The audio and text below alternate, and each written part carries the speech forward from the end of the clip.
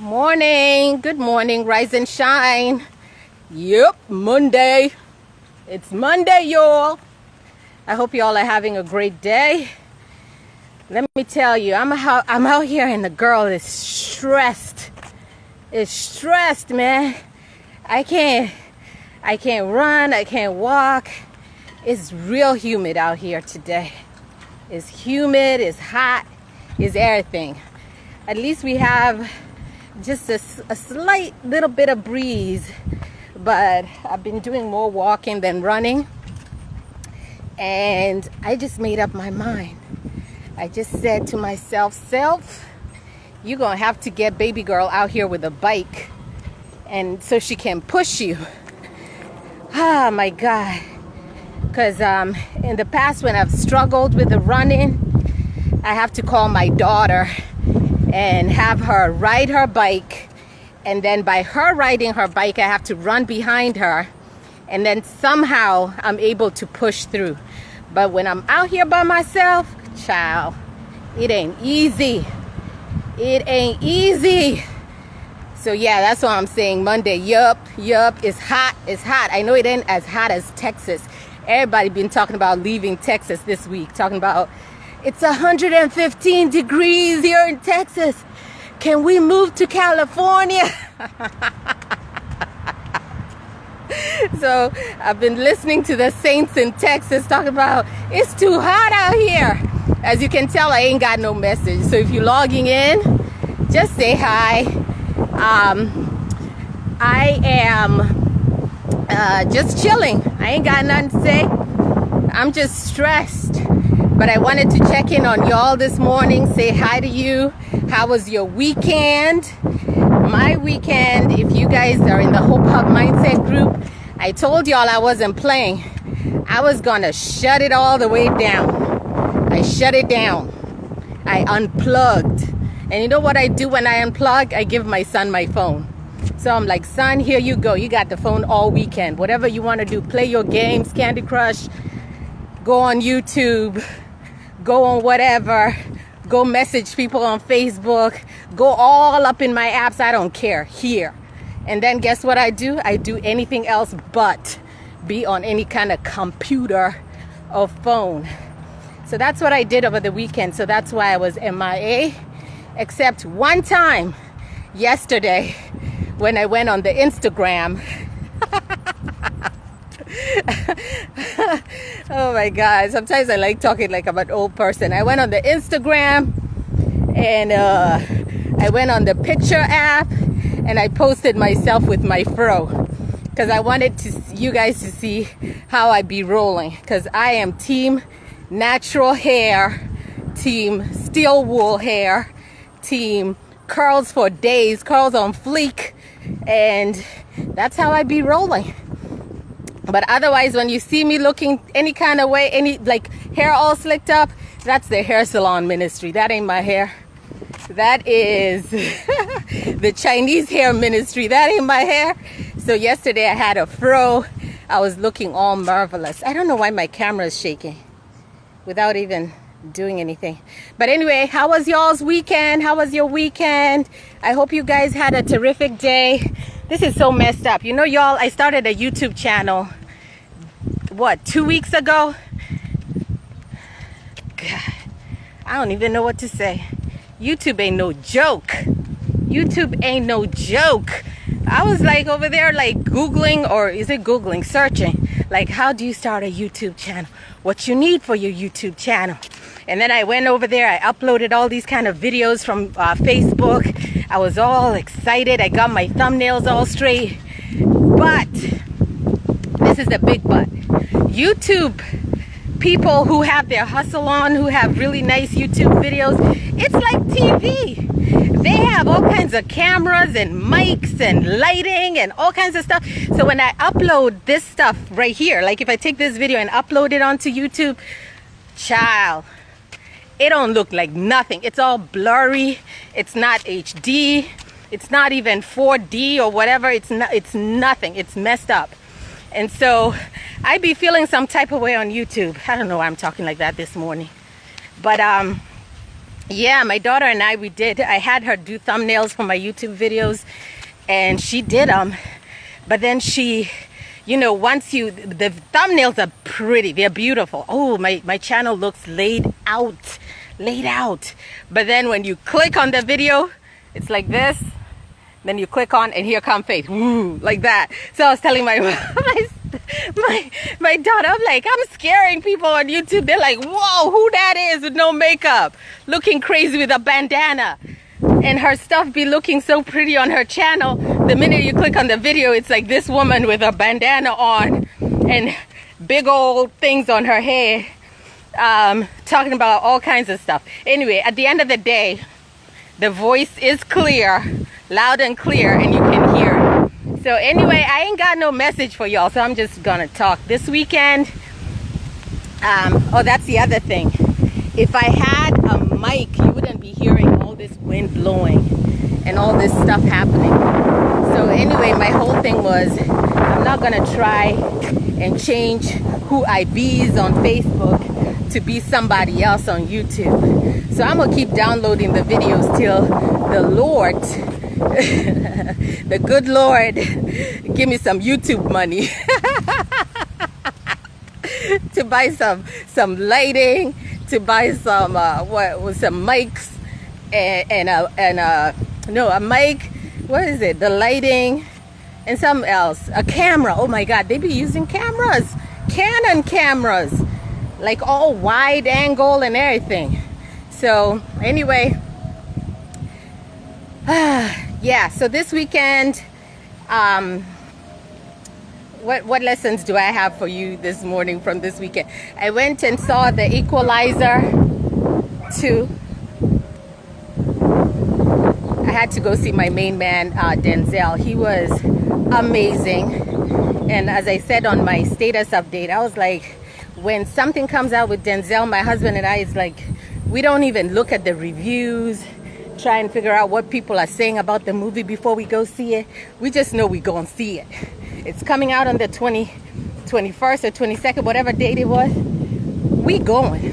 It don't matter. It don't matter what the critics say, how many rotten tomatoes it has. We going. So I think last I checked, it was like 40% or 40, I don't know, 40% rotten tomatoes. So it basically is like a rotten tomato movie. It ain't, y'all. Don't listen to critics. Don't listen to those sites. He was excellent. And that's the first sequel that he's done in 40 years as an actor on TV and on the movie set, in movies and on TV. 40 years. He has never done a sequel, and this is his first sequel with Anthony Fuqua, who he did Training Day with. And it's kind of hard to live up to expectations of people in general, especially after Wakanda Forever.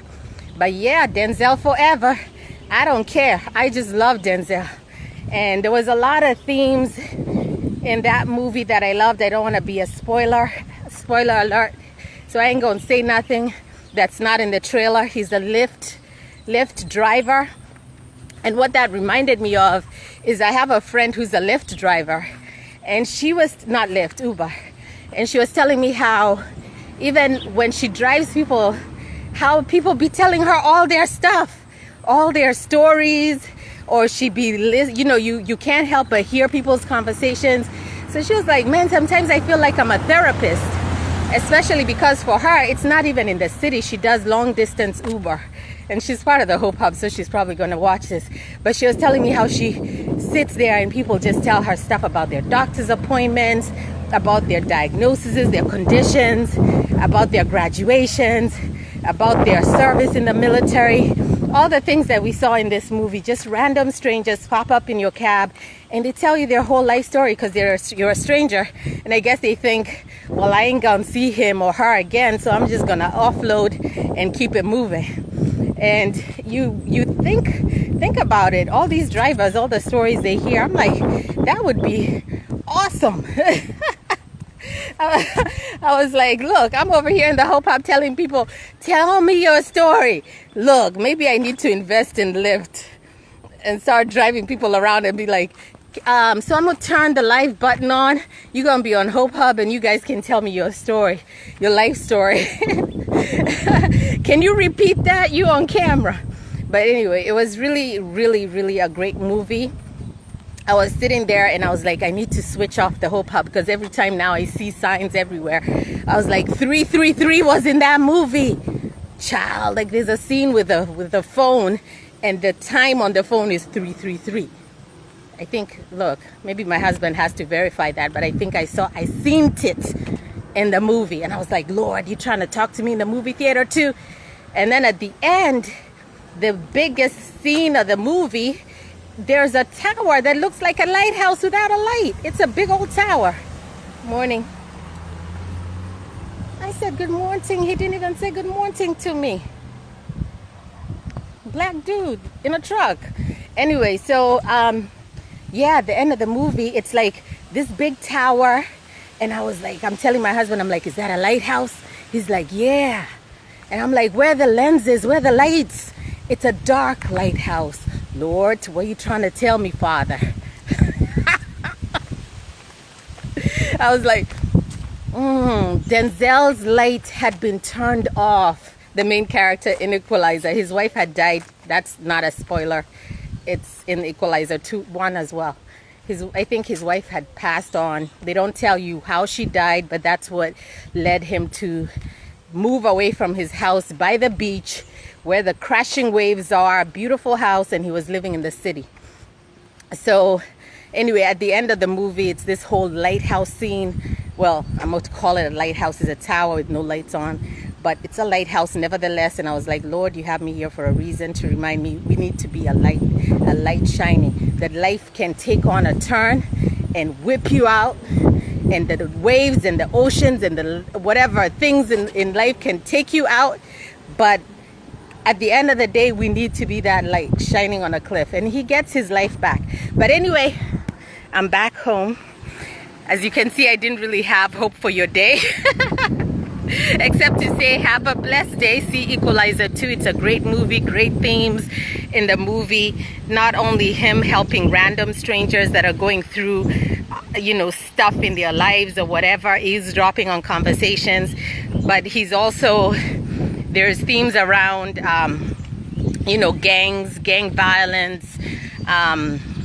He helps out a young man, Miles. What's his name? Ashton Saunders. Really great acting from this young man. What else? There's a theme about a Holocaust survivor, the pain of going through that, and family reunification.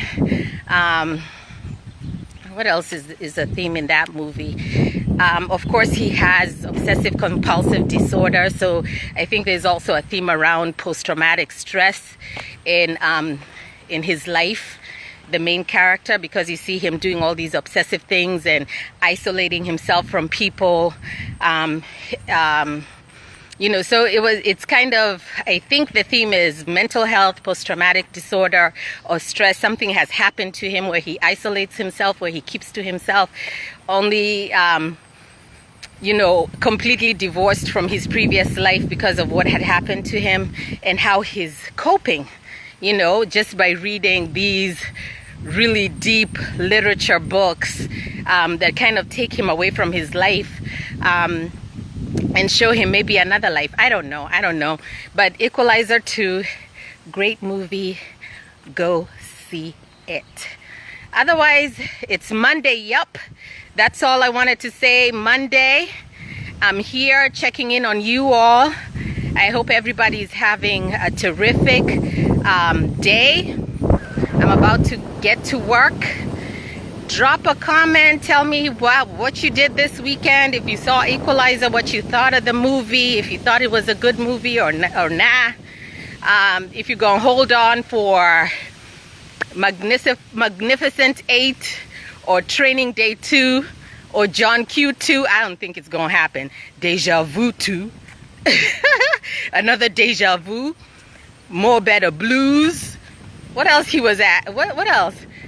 Man on Fire 2. I think was there a movie Unstoppable 2? I don't know. Denzel has a whole lot of movies, a whole lot. I can't think of any other movies that I would be waiting for.